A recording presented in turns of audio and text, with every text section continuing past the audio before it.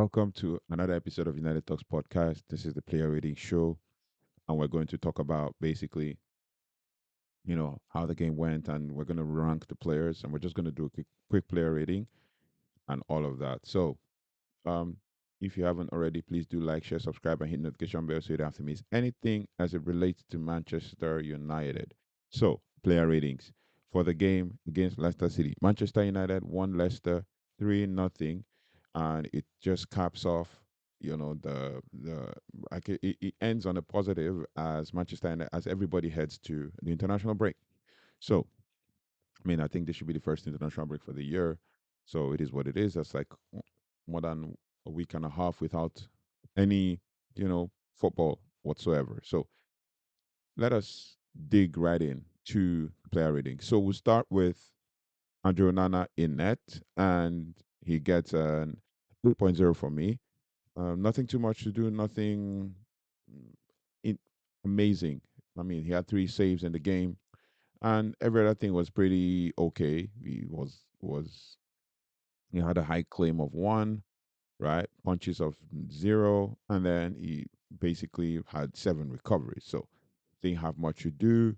And then we go to the next player on the left side of the defense, and that is Aiden Heaven. He got his Premier League start for the game, played 51 minutes, and had a 7.5 rating from me. Very interesting. 54 touches, two successful dribbles, right? Accurate long balls, two of three, 67%.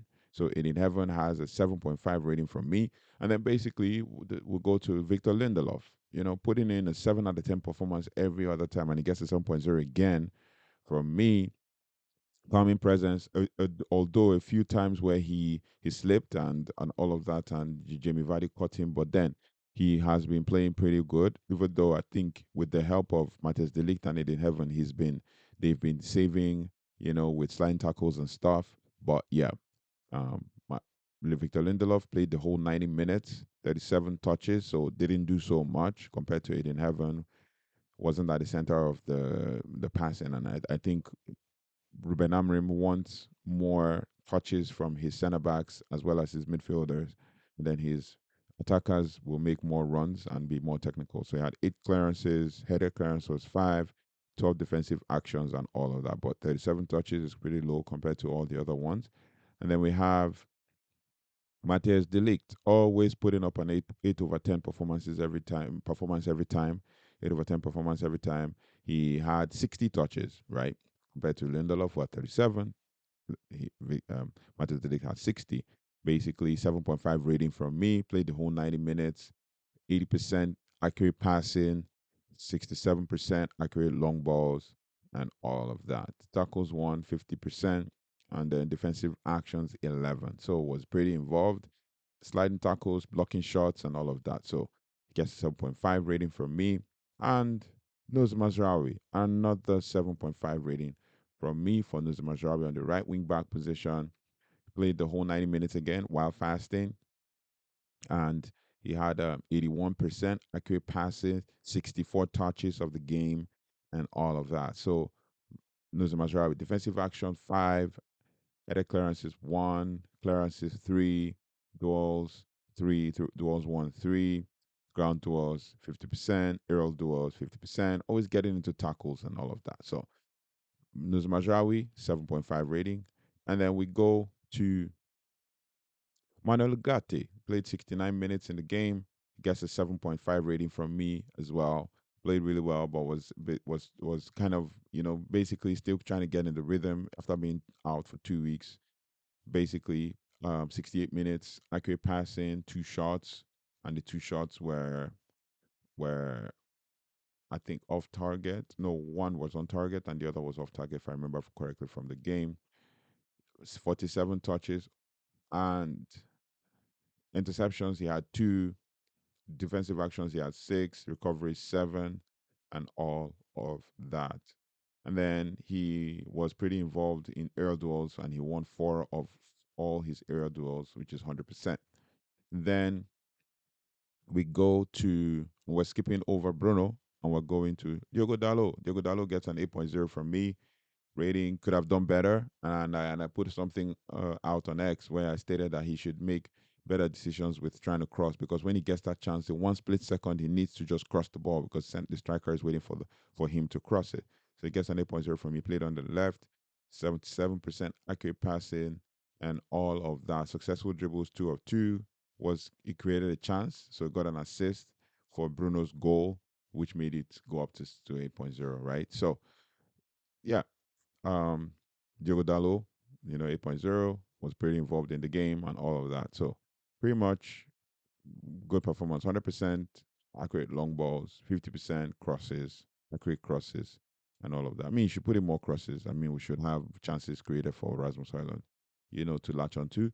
And then we go to Ale Garnacho, 8.0 over 10, 3 shots, 1 goal, right? 3 shots, 1 goal. Was pretty involved. Touches in the opposition box, 32 touches overall, 100% tackles, 1, 3 recoveries, defending really well for the team. Didn't win so many ground duels, didn't get involved in aerial duels. Obviously, he's not that tall. Was fouled once. So basically involved in the game, and he's actually evolving as we go through a season, not as a traditional winger, but actually as an attacking midfielder.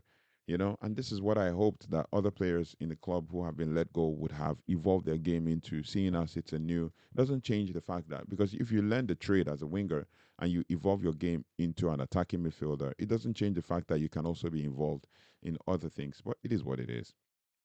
So Alejandro Garnacho gets a 8.0 over 10. Christian Eriksen gets a 7.5 from me. Played 69 minutes. Garnacho played 69 minutes as well. Was hooked as well. Needed a rest. He's been playing. I think he played very well on the right side, and Christian Eriksen played on the left side of the attacking mid. And he played 69 minutes. He gets a 7.5 rating from me. Had 3 shots, and one was the amazing shot that hit the crossbar. The other went wide, and he had similar shot again that also went wide. So I think 3 or 4 shots, basically. And he had 4 passes into the final third, and nothing so much interesting to report. Even though I know he kind of struggled in the first half to knit a few like intricate passing together. I mean, was trying to find one pass. There's one pass particularly was trying to find it in heaven, and then ended up like screwing it up and passing it to the opposing team, but recovered and got the ball back. So Christian Eriksen 7.5, Rasmus Hojlund 7.5 rating. Worked really hard, played 85 minutes, scored 1 goal, and he had total shots of 3. Just 22 years of age, so he still has a lot to learn and all of that. The goal was a very clinical goal with his right foot when he's also actually a left footer. So he's been scoring goals, 58% accurate passing, and 32% shots on target. So he had 1 of 3 shots on target, 24 touches in the game. I mean, it's okay if he has 24 touches in the game. I don't expect him to have 1 million touches, but it's okay if he has 24 touches in the game and still gets a goal. So Erasmus Hojlund gets a 7.5 rating from me. Another good 7.5 performance compared to even his Real Sociedad game as well, where he had similar numbers. And then to the man of the match, the man of the hour. Oh, need I say, Garnacho got a goal.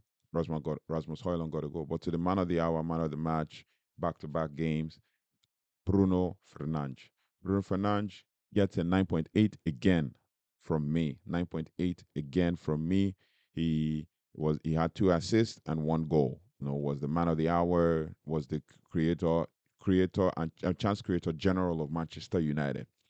Chance creator general of Manchester United. Bruno Fernandes was the player of the match, and he created the most chances, 6 in a match. And we're going to talk about Bruno Fernandes now that we have an international break to catch a breather. We're going to talk about Bruno Fernandes, and we're going to talk about what people have said and what fans have said compared to how we should have treated the player, and even what I'll say um ex players have said about Bruno Fernandes and all of that. We're gonna dive deep into Bruno Fernandes and how important he is for the team. So he played the full 90 minutes, 1 goal, 2 assists, 4 shots, right? and he created 6 chances, 86% accurate passing, which is normal for him, like in every game, and all of that. And then 100% successful dribble, shots on target 25% because he had 4 shots and one on target. Block shots were 277 touches in the game. Was involved in almost everything. 16 recoveries, like was literally running the show in the game. So it is duels won 6, ground duels won 63%, aerial duels won 50%. So, like man of the match performance. And then to the subs, Renamrim used 5 subs, and all 5 came on. Toby Collier, 50 played, came in at the 51st minute, get a 7.0 from me. Um, Pretty good. Started at right back, and I was like, why should Amarim play him as a right wing back when we have Harry Amas and he can just switch Diogo Dalo to the left wing to the right wing back spot. But Ruben Amorim heard what I said literally 10 minutes later or thereabout, and then put up and put on Harry Amas, and the game became balanced because I felt like it was a little bit unbalanced after Aiden Heaven came off, and then you put Toby Collier as right wing back. He played well, not saying he didn't, but I'm just like for the balance of the game, right?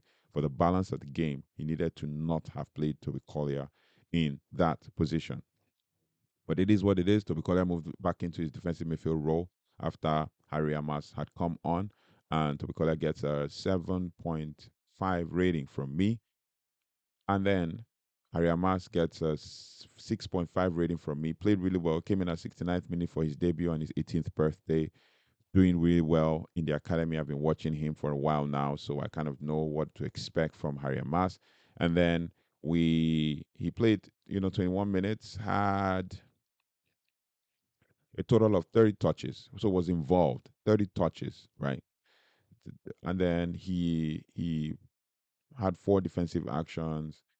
Duels won was 3, and then his ground duels won 33%, 2 of 6. I wouldn't expect any more. 100% aerial duels won, 1 of 1. No, so he played really well.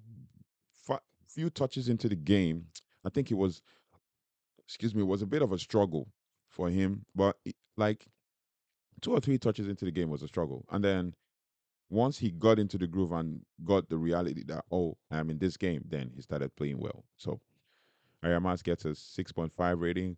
Casemiro 6.5, played really well. Came to shore up things in the defense and was in control. And then which pushed Bruno up top to 1 or 2 tenths. And then Joshua Zexi, as always, 6.5, did really well as well. We love to see that he was getting in the faces of the defenders and getting fouled a couple of times by Wild Fast and all of that.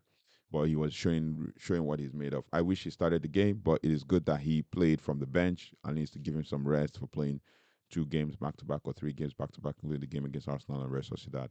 And then Chido Obi, 85, nothing to report, came on, played well, shoved off one of the Leicester City defenders, and I was like, wow, this guy, beast.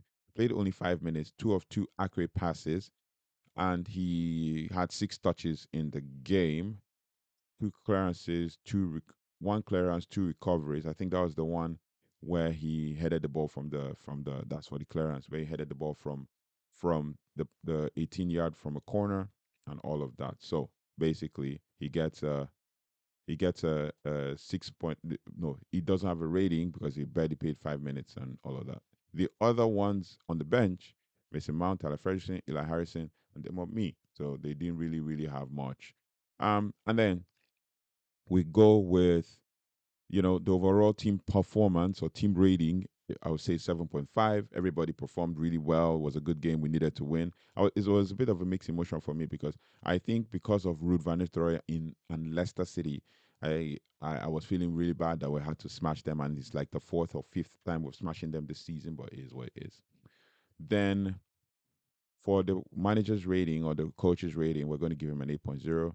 I wish he did. I mean, I would say 7.5, but let me just say 8.0 for the sake of fact that we won the game, and this is his second successive win as Man United head coach again. So yeah, 8.0 for me. But I wish he had done that Haramas thing earlier and then put Toby Collier in earlier when he was taking off Ericsson. He would have he would have balanced the game quickly before we start, because we lost momentum a little bit in the second half. And that's why in the press conference he said it wasn't really that much of an interesting performance. It was just a performance that everybody followed the rules and all of that. So thank you so much for liking, sharing, and subscribing. Thank you so much for watching so far. Um, if you haven't already, please do like, share, subscribe, and hit notification bell so you don't have to miss anything as it relates to Manchester United. Take care, goodbye, and I'll see you on the next one. Take care, goodbye, and God bless.